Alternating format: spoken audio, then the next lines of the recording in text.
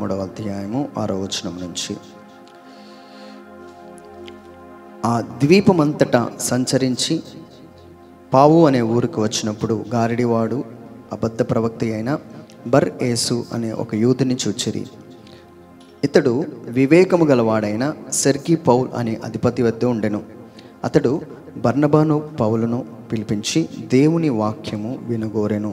అయితే ఏలూమ ఆ అధిపతిని విశ్వాసము నుంచి తొలగింపవలని యత్నం చేసి వారిని ఎదిరించెను. ఏలూమ అనే పేరునకు గారడివాడు అని అర్థము. అందుకు పౌలు అనబడిన సౌలు పరిశుద్ధాత్మతో నిండిన వాడై అతన్ని తేరిచూచి, సమస్త కపటముతోనూ సమస్త దుర్మార్గముతో నిండి ఉన్నవాడా, అపవాది కుమారుడా, సమస్త నీతికి విరోధి, నీవు ప్రభు యొక్క తిన్నని మార్గములను చెరగొట్టుట మానవా, ఇదిగో ప్రభు తన చెయ్యి నీ మీద ఎత్తి ఉన్నాడు, నీవు కొంతకాలము గుడ్డివాడువై సూర్యుని చూడక ఉండువని చెప్పెను. వెంటనే మబ్బు చీకటియు అతన్ని కమ్మెను గనక అతడు తిరుగుచు ఎవరినైనా చెయ్యి పట్టుకుని నడిపింతురా అని వెదకుచుండెను. Praise the Lord. Hallelujah, hallelujah. Okay, Bible మూసేసి నా వైపు చూస్తూ దేవుని వాక్యం త్వరగా విందాం. ఇవ్వండి, ఇక్కడ ఒక గారడివాడు ఉన్నాడు. సో ఆ గారడివాడు సమస్తమైన కపటముతో దుర్నీతితో నిండిన వాడై ఉన్నాడు. Praise the Lord. నా వైపు చూస్తూ వాక్యం వినాలి, చూస్తూ వాక్యం. ఇది మన బైబిల్ గ్రంథంలో అపోస్తల కార్యంలో నేను చదివాను, అది మామూలుదే. అక్కడ జరిగిన సంఘటన ఏంటంటే, ఒక గారడివాడు, ఒక అబద్ధ ప్రవక్తే కానీ అబద్ధ ప్రవక్త. Praise the Lord. Hallelujah. So ఈ అబద్ధ ప్రవక్త ఏం చేస్తున్నాడంటే, ఎవడైతే వాక్యం వినాలని కోరుకుంటున్నాడో అధిపతి యొక్క ఆలోచన భగ్నం చేయాలని అనుకుంటున్నాడు. ఎవరైతే వాక్యం వినాలని అనుకుంటున్నాడో అధిపతి ఈ పౌలు బర్నబాను పిలిపించి, ప్రైజ్ ది లార్డ్, హల్లెలూయా. చూద్దాం, ఒక గారడివాడు ఆ ఫ్యాన్ దగ్గర ఉన్నాడు. సో నేనే అధిపతిని అనుకుందాం. ఈయన పౌలు. నేనేం చేస్తున్నానంటే, ఆ పౌలు గారిని పిలిపించి వాక్యం వినాలని కోరుకుంటున్నప్పుడు దాన్ని ఏం చేస్తున్నాడంటే, అధిపతి విశ్వాసం నుంచి తొలగింపవలనని యత్నం చేసి వారిని ఎదిరించెను. ఏలోము అనే పేరునకు గారడివాడని అర్థము. అంటే మనం ఏ అర్థం చేసుకోవాలంటే, కొన్ని సందర్భాల్లో కొంతమంది మన విశ్వాసం నుంచి తొలగింపవలనని మన జీవితంలోకి ఎంటర్ అవుతూ ఉంటారు. ఆ వ్యక్తి ఆయన దగ్గర పనిచేస్తున్నవాడే, అధిపతి దగ్గర ఉండనివాడే, పక్కనే ఉన్నవాడే.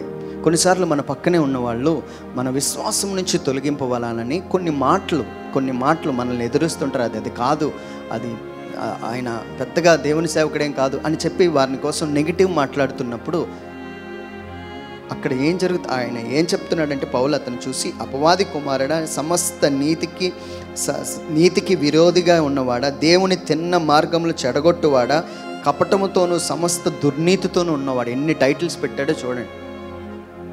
ఒకవేళ ఇన్ కేస్ కొన్ని సందర్భాల్లో మనమే అలాగా తయారైతే దేవుడు మనకిచ్చే టైటిల్స్. కొన్నిసార్లు కొంతమంది తిన్ననైన మార్గం నుంచి తప్పించేవారుగా మనం ఉండకూడదు. ఒకవేళ మన జీవితంలో అలాంటి వాళ్ళు ఉంటే వాళ్ళ జోరికి వెళ్ళకూడదు. ఇది ప్రభు మనతో మాట్లాడుతున్నది ఈరోజు. హల్లెలూయా, హల్లెలూయా. ఏమంటే మీ అందరికీ తెలుసు సొలొమోను. ఈ సొలొమోను చాలా జ్ఞానం కలిగిన వాడు. ఈయన జ్ఞానం కోసం వేరే దేశపు రాజులు రాణులు వచ్చి ఆయన విజ్ఞానపు మాటలు వినేవాడు. మనందరికీ తెలిసి ఈ మధ్యన ప్రవీణ్ పగడాల కోసం ఆయన మాటలు వింటుంటే చాలా లోతైన విషయాలు, చాలా అద్భుతంగా మాట్లాడుతున్నాడు. ఆయన బతుకున్నప్పుడు తెలియలేదు, కానీ ఆయన చనిపోయిన తర్వాత మనకు తెలుస్తుంది ఎంత జ్ఞానం కలిగింది, ఎట్లా ఇచ్చాడు. చాలామంది అంటున్న మాటలు సొలొమోను కంటే జ్ఞానం కలిగిన వాడని. అంత జ్ఞానము మాటలు ఆయన పలుకుతున్నాడు. అయితే ఆ సొలొమోను సహితము కొంతమంది స్త్రీలను బట్టి దేవుని మీద ఉన్న హృదయాన్ని తప్పించేశారంట ఆ స్త్రీలు. ఈరోజు మనం ఏం తెలుసుకోవాలి అంటే, కొంతమంది మన లైఫ్లోకి ఎంటర్ అవుతూ ఉంటారు. వాళ్ళు ఏం చేస్తారంటే, దేవుని యొక్క నీతిని మన జీవితంలో జరగకుండా అడ్డుకుంటారు.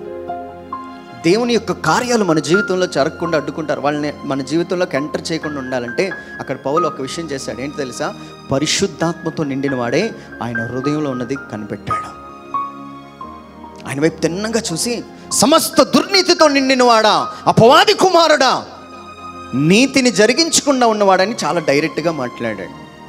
అంటే డేంజర్ ఎక్కడి నుంచి తగ్గుతుంది అంటే, నువ్వు ఆత్మచేత నింపబడిన వాడవైతే దాన్ని ఎదిరించగలవు అని దేవుడు ఈరోజు మనకి ఒక హెచ్చరిక జారీ చేస్తున్నారు. ఆత్మ లేనివాడవైతే దేవుని నీతికి అడ్డపడేదేగా. ఆ అధిపతి ఆ రక్షణ నుంచి వెళ్ళిపోబడేవాడు.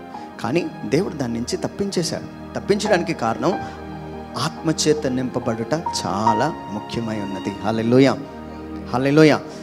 ఆ ఆత్మచేత మనం లేకపోతే మన లైఫ్లోకి ఎవరో ఎంటర్ అవుతారు. ఏమంటే సొలొమోను జీవితంలో జ్ఞానం ఉన్నది, కానీ కొన్ని రోజులు అయ్యేసరికి ఆయన హృదయాన్ని తిప్పేశారు కొంతమంది స్త్రీలు. అడ్డుకోలేకపోయాడు ఆయన్ని. దానికి కారణం ఆయన ఆ ఆత్మలోని ఆ ఆత్మశక్తిలో ఉండలేకపోయాడేమో. ఆ ఆత్మతో ఉంటే ఆ స్త్రీ వైపుకి చూసి, ఆ స్త్రీ ఆమె భార్యలో ఒక భార్య వచ్చి కొన్ని బలిపీఠాలు లేకపోతే కొన్ని అన్ని దేవతల విగ్రహాలు ఆ దేవుని మందిరం దగ్గర పెట్టమన్నప్పుడు చాలా కఠినంగా మాట్లాడి ఉండాల్సింది. ఆ భార్య కోరిక మేరకు ఆ విగ్రహాలు తీసుకొచ్చి బలిపీఠం దగ్గర పెట్టాడు. దేవుని సన్నిధి నుంచే దూరం అయిపోయాడు. దేవుడు పక్కనొచ్చి హెచ్చరిస్తున్నా పట్టించుకోలేకపోయాడు. ఏమంటే ఎంత డేంజర్. సో మన పక్కన కొన్నిసార్లు నీ భార్య రూపంలోనే నీ విశ్వాసం తొలగిపోవాలని ప్రయత్నం చేస్తున్నప్పుడు దాన్ని నువ్వు ఆత్మ కలిగిన వాడిగా పసిగట్టకపోతే చాలా ప్రమాదం దాగి ఉన్నది, చాలా డేంజర్ దాగి ఉన్నది.